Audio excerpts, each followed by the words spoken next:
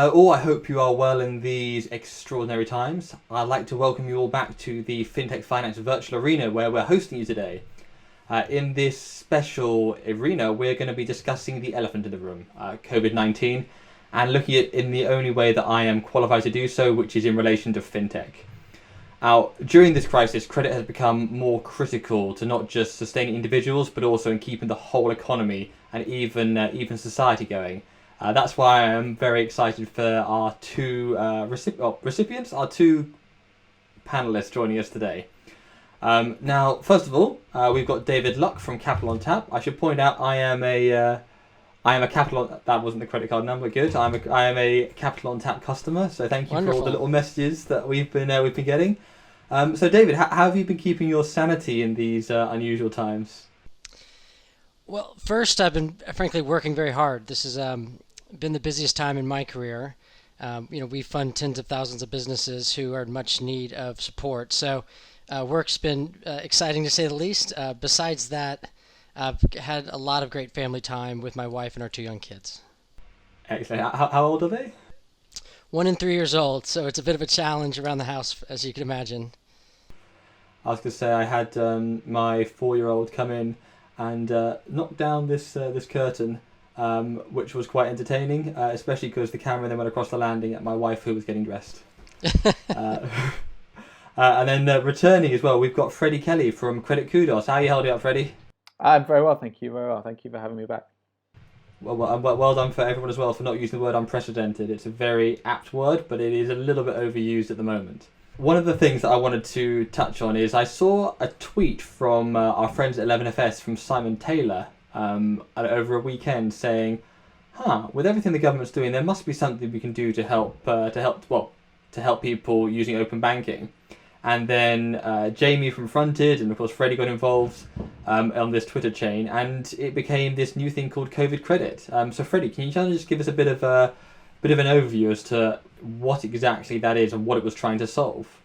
Yeah, absolutely. So as you say, it started by Simon, who I think sort of innocently pointed out that there was an obvious gap, and he wasn't the only person to point this out, but there was an obvious gap between the remedies that were being prescribed for small, medium enterprises and those on payroll, on PAYE.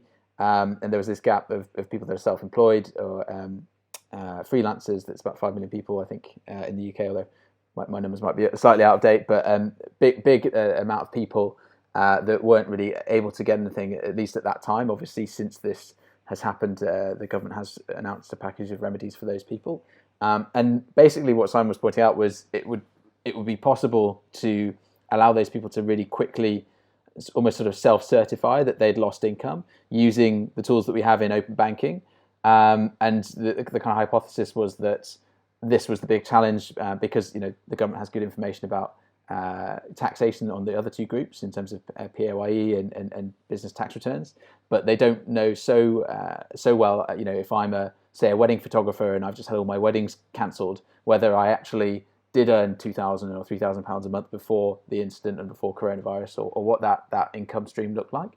And so over the course of a weekend, stemming from this initial tweet, we put together a group of people from teams from Credit Kudos, engineering teams from our side, front-end engineering and back-end engineering from Fronted,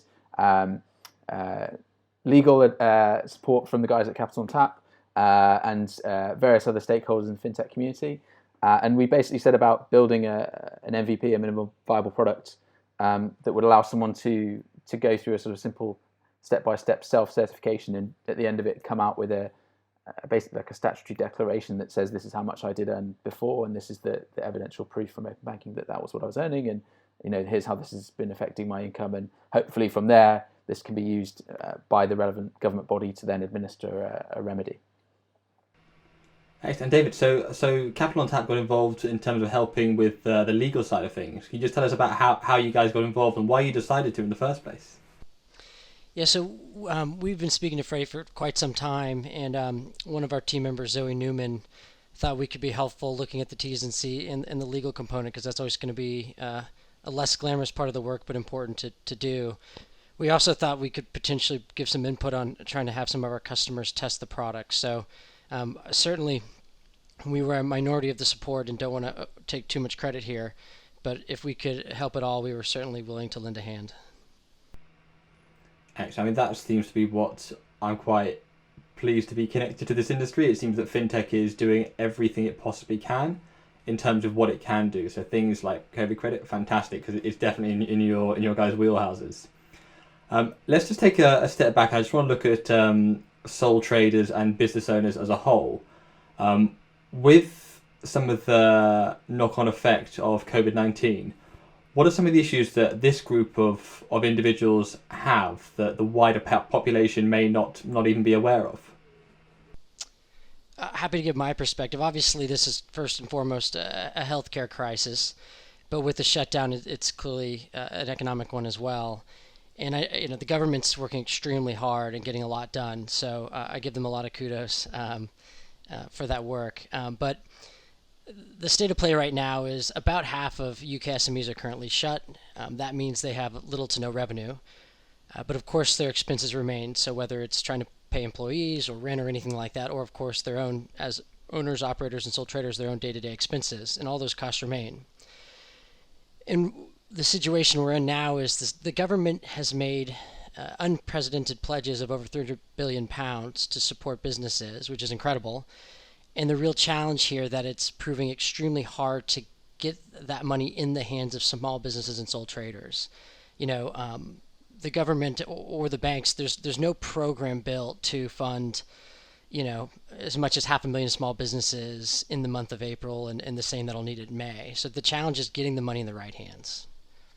Absolutely. I think I'm sure my figures are probably out of date, but 170,000 businesses have applied as part of CBILS, and less than 1,000 have been approved, or something similar to that. That's right, and the program was announced just over 2 weeks ago, right? So you probably have a week of, potentially running. So it's building up very fast. The need for these loans. Excellent. Well, with that in mind, can you tell us a little bit about what Capital on Tap is doing as part of hopefully joining the CBILS scheme? And Freddie, what does this mean for Credit Kudos? Sure. So I think the government did the right thing in launching the scheme with the banks and the current members that are already part of the BBB accreditation program, because that's the fastest way to get launched. As you can see in the press these days, though, the banks are inundated from every angle, because they're not just looking at funding small businesses and sole traders. They're also getting calls from individuals that might need relief on their mortgage or on their credit card. So, obviously the call centers at the banks are backed up for many, many hours. And many of their call centers are in places like the Philippines or India. So the capacity is down at the same time, which is challenging. So the plan is to launch with additional fintech partners, such as the folks that you're talking to provide additional capacity to fund more small businesses and sole traders. Just to add to that, from our perspective, I think the kind of the difference between the digital and traditional channels is something that's I guess becoming more relevant and more accelerated in this climate. And I think the way I think about it, I mean I'm an engineer by background, so this is probably a bit of a nerdy analogy, but when you think about scaling software, you talk about horizontal and vertical scaling, right? And vertical scaling being like if it's going too slow, you just buy more CPU, you buy a bigger computer, you buy a beefier machine. And horizontal is having more a sort of better system architecture that allows things to kind of spread pressure across multiple different avenues. And if you look at this in the context of banking, vertical scaling is just hiring more people into your call center, and horizontal scaling is fixing it with a much more automated digital process where you can really quickly evaluate people at the scale that David's talking about.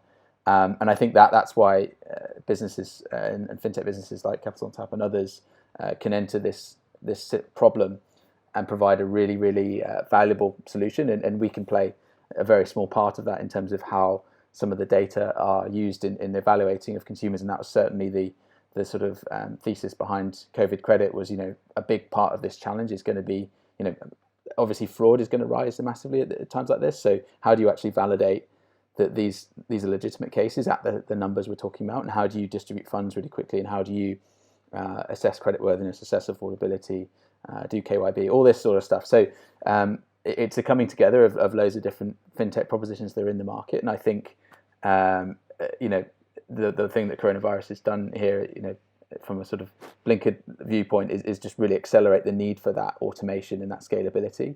And so, it stands to reason that we can step in and provide a solution. Freddie, I completely agree. Just to put some real numbers on that, if you look at these banks, they're quickly seeing 10 to 20 times the number of applications. And, if you have 50 underwriters, you can't, scale up 10 to 20 times in terms of number of people.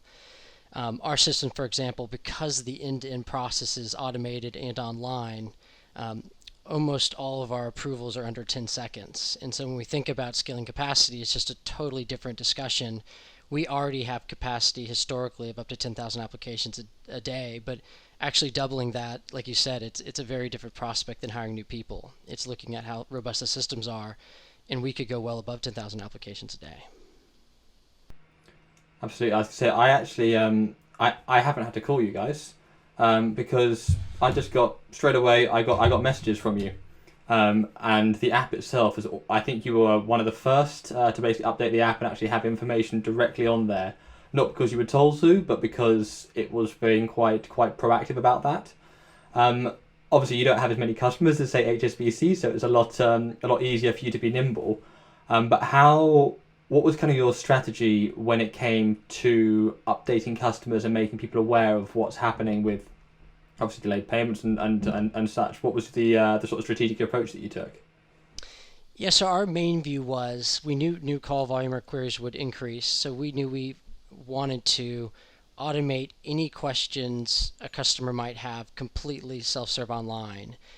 So this would not just be questions actually, but also if they needed to change repayments or if they needed some relief, give them the support to do that online and self-serve. So we still have doubled the number of folks on the phone, which was a challenge, of course, but we've got call volume back down to what it was previously because we've automated the process. And I think it was twofold. One is we knew that customers would need support, but also we want to refocus our efforts on funding new businesses. So the only way to actually have the capacity in the mind share to do that appropriately is to automate everything. And it's just a very different approach than thinking about handling 10 times the call volume, where you're going to surely be on your back foot for a very long time. Absolutely. Let's look back at the COVID credit scheme. Whereabouts is that at the moment? Because I believe I'm not self-employed, but I believe it's not until June that they're looking to even start to roll things out to people who are self-employed. How could this scheme benefit the government? Yeah, so the idea of COVID credit was basically to provide like I said, an MVP or a proof of concept that kind of demonstrated what was possible in a short period of time, and that was kind of the spirit throughout. No one owned anything. There was no commercial benefit for any of the companies involved. We open sourced all the code. We open sourced all the thoughts and the documents and the process. Immediately following from the weekend that sort of kicked this all off, we had back-to-back meetings with the FCA, Treasury, and HMRC to talk through what we'd done. And again, this was about a week before Rishi Sunak's announcement of the remedies for self-employed workers. And our view and our response, there was a really good reception, especially from the regulator, the FCA. They're hugely supportive of being able to kind of accelerate innovation in a time like this, and historically have done this well with things like the Sandbox program. So that they were helping us understand what sort of regulatory touch points we had, whether we needed to kind of set up an entity, whether we needed to kind of quickly go through a sort of sandbox environment and test this with people. And then from that, we also presented this to the guys at HMRC who are involved in a lot of the government APIs and the back end and some of the interfaces that are now being put in place to allow people to apply for these remedies. The way we've left it off is to basically say, this is a potential component that will help in the implementation of this process, and it's sort of we've kind of passed on the baton for the government to do as they see fit with what we built. But it was fantastic because it was a kind of proof point for open banking, which was really important at that time, and shows that because we've built this ecosystem that we can deliver this kind of stuff and have that data available, and also when they roll out, and I think like you say in June, they'll be able to kind of consider this in how they develop that solution. The other sort of aspect to it is that obviously because in the time between now and June, there's certainly going to be some liquidity problems for a lot of people in these circumstances. That there's a potential second case that something like this can be used as a way to sort of provide collateral or some form of kind of certified proof for another lender in the market to be able to use as an understanding in the way that they underwrite and help people bridge that gap until those remedies are available. And I'm sure that there's plenty of fintech lenders that are looking at approaches using open banking and other data sources to achieve that. Well, just to link all of this together, that's what seems. It's all about using the data in a very effective way and be able to show, hey, you're self-employed and this is what I've actually owned. Because historically speaking, if you're self-employed, it's very hard. To get a mortgage compared to if you're on PAYE or if you're on a different tax scheme.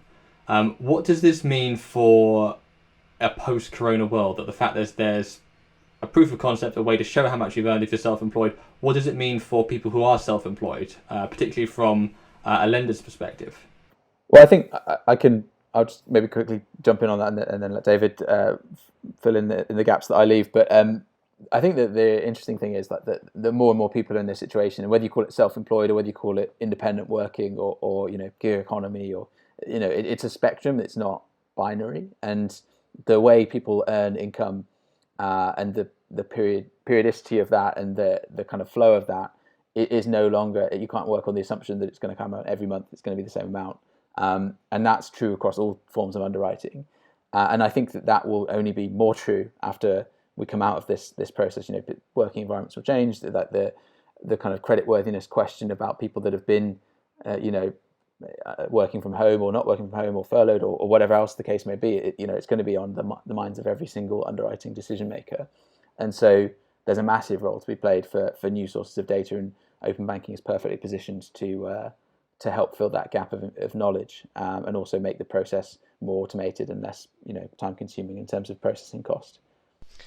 Yeah, Freddie, I completely agree. I mean, we're looking at that right now in terms of the data we use for lending. So historical data, let's say that provided by credit rating agencies like Experian, are more tailored to kind of traditional employment as opposed to self-employed. And that works relatively well, particularly historically. And so adoption of open banking, I think, has been relatively slower in countries like the UK. We do see better adoption in countries where the data is actually weaker, where you need more information. And in those countries, because you're forced to go find additional data, we use data in other countries in open banking more than in the UK, particularly Spain as an example for us. With the current crisis, though, that traditional data is just not super effective. So, if it's a month or two old, the world has moved on, and that's no longer super useful. And so we've now in the UK accelerated already how we're looking at open banking data, just like you said, Freddie. So I think every lender is in the middle of that, and you're also seeing the fact that during this crisis, because lenders are going to often require this information, you'll have a much higher adoption because people start to be used to providing it, and that's been one of the big things that's hindered use of the data so far. So I think you'll see a big shift forward on open banking data, in part because of necessity, and then after that, when people realize that it's going to make much better decisions. What are some of the other points of information that could be used from open banking, especially in this current situation, that can do things like enhance the customer experience, give you a better kind of overview of, oh, actually this is a relevant product for this person, this probably not for this person? Well, what are some of the other less obvious data points? I mean, in terms of what we do, there's a broad spectrum. So we look at risk based on open banking data. So we're the only regulated credit reference agency that does this, and our proposition is to basically understand from this historical data set that comes from open banking what future forecasted risk looks like. But there are some really simple things that are obviously going to be at threat as a result of this change. So the stability of an individual's income, their effective liquidity, their resilience based on savings data that they have. Also, interestingly, any kind of credit card payments, whether they're fully utilizing credit cards at the moment, or whether they're paying minimum payments, or whether they're loading balances or not loading balances, all that kind of stuff, is predictive. And also any spectrum of other incoming and outgoing changes that have happened. I mean, obviously, not many people are spending besides probably Amazon right now, in terms of Sainsbury's and Amazon maybe. So the actual the signal from expenditure data has changed.